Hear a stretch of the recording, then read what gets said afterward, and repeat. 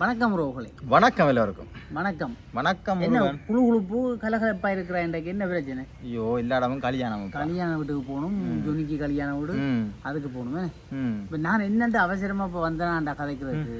இப்போ நேற்று ஒரு விஷயம் நடந்தது பாராமன்றது. என்ன இருக்கு? என்ன நடந்தது? இப்போ அரசியல் அமைப்பு சட்டங்களை மாற்ற போகுது அரசாங்கம். சொன்ன மாதிரி செய்ய போறாங்க போல. அரசியல் அமைப்பு சட்டம் தான் எங்களுக்கு சிக்கல்கள் மக்களோட கொண்டு வந்து வச்சிருந்தது. சிக்கல்கள் பிரச்சனை தீக்கலாம் கிடக்கிறது ஒரு காரணமாக தான் இல்லையா?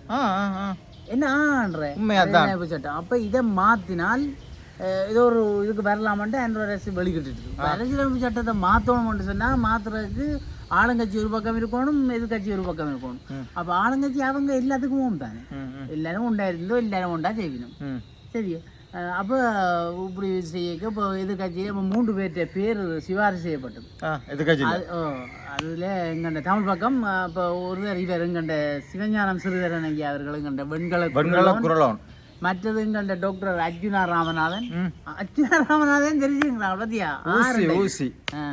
சும்மாவா சுஜேச்சை அர்ஜுனாவா கொக்கா பேருந்து. மற்றது ஜீவன் தொண்டமான இப்படி சும்மா 3 பேரையும் தமிழற்ற பக்கம் கதைக்கிறதுக்காக பார்த்து பேர் வந்துட்டு.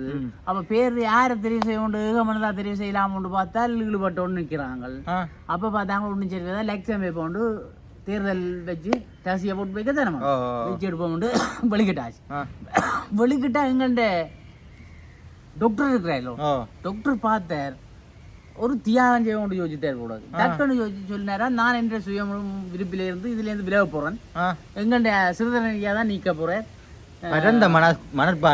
மனப்பான்கு. அப்ப இது எல்லாம் யோசிங்க. நாங்கள் ஏன் ஆதரவா ஒருத்தருக்கு கதைக்கிறோன்றதை யோசிங்க. சிறுதரணியாவுக்கு அவர் நல்ல செய்ய அவரை பற்றி கதைக்கிறோம், அச்சினா செய்ய அவரை பற்றி கதைக்கிறோம். பாருங்க எவ்வளவு பெருந்தன்மை. அல்லாடி அதுக்கு போட்டிருந்தால் சிக்கல் வந்திருக்கும். இவ 2 பேருக்கும் போட்டு போயிருந்தால் வேறு ஒரு ஆள் வந்திருக்கணும். அது எல்லாம் 3 தமிழர் தான். பிரச்சனை இல்லை. 2 எங்கண்ட பக்கம் இருக்கிறது எங்களுக்கு கொஞ்சம் பலம் இல்லை. பலம் தானே. ஏனெண்டா எங்கண்டையாக்கள் டெல்லி தெரிஞ்சாங்க. இவன் சொன்ன மாதிரி எங்கண்ட தமிழ் இனம்தான். ஆனா அவருக்கு இந்த போராட்ட வலிகள் கொஞ்சம் குறைவு. அவர் மரியா பக்கம் தான் அவருக்கு தெரியும். இஞ்சால வாழையில தானே, இஞ்சால வாழ்றாக்களுக்கு தானே அந்த என்னென்ன செய்யணும்ன்ற தெரியும் இல்லையே. அப்போ டக்காண்டி இவர் விளத்திட்டு விளத்தினோட தேர்தல் நடந்தால் சிறுதரன் ஐயாவுக்கு 11 போட்டு, ஜீவன் தொண்டாவானுக்கு 10 போட்டு. அப்படி ஆர் வெற்றி எங்கட சிறுதரன் ஐயா. வாழ்த்துக்கள் வாழ்த்துக்கள் சிறுவர்களுக்கு. எங்களுடைய கல்வியாளர் உண்மையிலே அது ஒரு நல்ல தெரிவு. அவர் அவர் வந்தது எங்களுக்கு மகிழ்ச்சி. விட்டு கொடுத்த எங்களோட டாக்டர் அர்ஜுனா அவர்களுடைய பெருந்தன்மைக்கு நாங்கள் வாழ்த்துக்களும் நன்றிகளும் அவருக்கு ஒரு சல்யூட் அடிக்கணும் இல்லையே. அப்ப இப்ப என்ன நடக்க போகுது? இப்ப ஜீவன் தொண்டுவான் அவர் சரி, இப்ப அது சரி விட்டாச்சு. இனித்தானேடாப்பா பிரச்சனை எப்படி செய்யறது. இனி அவங்க அரசாங்கம் ஒன்றாந்து கதைப்பாங்க. அவங்க செய்யறது சரியோண்டு பார்க்கணும். இவங்கள புளியாச்சி தான் அதை எதிர்க்கவும் வேணும். சேர்ந்து செய்தால் அதுக்கு ஓமண்ட் இல்லாம யோசிக்கணும், ஓமண்ட் இல்லாம பார்க்கணும். மற்றது ஒவ்வொரு தமிழற்ற பிரச்சனையிலையும் அறியணும் முதலாவது. இனி அது வேற எங்கண்டியை விட மனித தமிழும் இவருக்கு ஒப்படைக்கப்பட்டிருக்கு. இலங்கை வாழ் தமிழர்களின் பிரச்சனைகள் எல்லாரையும் பார்க்கணும். அப்போ மலைய தமிழ் மக்களுடைய பிரச்சனையும் வச்சிருக்கொள்ளணும், எங்கள்டையும் வச்சிருக்கணும். எல்லாத்தையும் வச்சுதான் அரசியலமைப்பு சட்டத்தில் மாற்றங்கள் கொண்டு வரணும், திருத்தங்கள் கொண்டு வர போயிடும். அப்போ திருத்தங்கள் கொண்டு இருக்க முழு விஷயம் தெரிஞ்சிருக்கணும். யாருக்கு? அவர் ஒரு கல்வியாளர். அவற்றை அந்த திறமையின் அடிப்படையில் அவர் செய்வார் என்ற ஒரு நம்பிக்கை எங்களுக்கு இருக்கு. உண்மையிலே அப்படி இருக்குது. அவரை பற்றி அவரே கடவுள் கொண்டு வந்தது ஊக்குதான். ஏதோ ஒரு நடந்து கஷ்டப்பட்டதுக்கு மற்ற அவருக்கு 35,000க்கு மேற்பட்ட 37,000 வந்தவர். மக்களும் விரும்பினவன். அப்ப அந்த வகையிலே அவர் செய்வார். அவருக்கு மக்கள் ஆதரவும் இருக்கு. அதனாலே அவர் எங்கண்ட விஷயங்கள் நிறைய அவர் செய்து எங்கண்ட திருத்த சட்டங்களை சரியாக செய்ய வேண்டும் என்று கேட்டுக்கொண்டு நாங்கள் என்ன செய்கிறது? அப்ப என்ன செய்யறது? இனி அர்ஜுனாக்கும் வாழ்த்துக்கள் தெரிவித்துக் கொண்டு வடிவா எங்களுடைய எல்லா விஷயங்களையும் அறிஞ்சு ஆராய்ஞ்சு அவர் சும்மா விட மாட்டேன். கல்வியாளரோட கதைக்கு இளைஞர் யுவதிகள் சிறு பிள்ளைகள் இப்படி கைவிடப்பட்ட நிலைமை இருக்கிறார்கள், வசதியானாக்கள்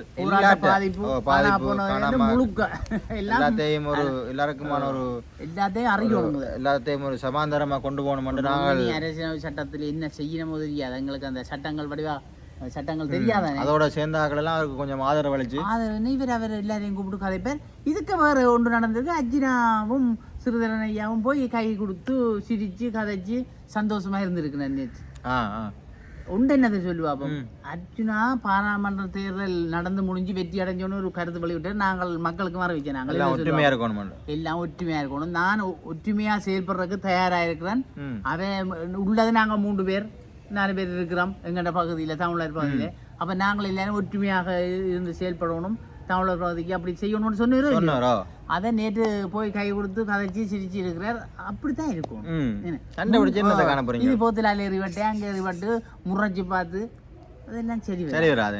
அப்படி சரி அவங்களும் அங்க போய் சந்தோஷம். எல்லாரும் தமிழர் தானே, தமிழர்கிட்ட பிரச்சனையை எல்லாரும் பார்க்கணும். தமிழ் மக்கள் தானே கொண்டு சேர்ந்து போட்டுவே விட்டு சிங்களவர் அனுப்பினவே இல்லை தானே. அப்ப தமிழர்கிட்ட எல்லாரும் தமிழர்கள் தலைவர்கள், தமிழர்கிட்ட பிரச்சனையை தீர்க்க போனவர்கள். ஆக உண்டாயிருந்து ஒரு பலமா இருக்கும். சரியா, பலமா இருந்து தீர்க்க வேண்டும். சிறிதரன் ஐயாவுக்கு நல்ல ஒரு வேலை கிடைச்சிருக்கு.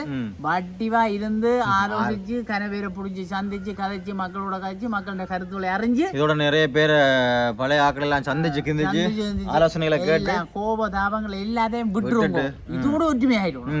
இதோட இந்த ஒற்றுமையே ஒரு பலப்படுத்தி என்ன எல்லாரும் பாங்க ஒருக்கா கதைப்போம்னு சொல்லி அவர் செய்வார். நாங்கள் சொல்லணும் இல்லை, நாங்கள் எங்கள்ட கற்பனை இது. ஒரு ஒற்றுமை ஒன்று உருவாகும். இந்த ஒற்றுமையோட எங்கள் தமிழினத்துக்கு ஒரு நல்ல ஒரு விடிவு வரணும். இந்த விடிவு காலத்தாலே அந்த அரசியலமைப்பும் சட்டியாக வந்து இந்த மாற்றத்துக்கான அரசாங்கத்திலே அதுவும் ஒரு மாற்றமாக வந்து எங்களுக்கு ஒரு நல்ல முடிவை தரணும் என்று கூறி நாங்கள் விடைபெற்றுக் கொள்வோம். நன்றி, வணக்கம்.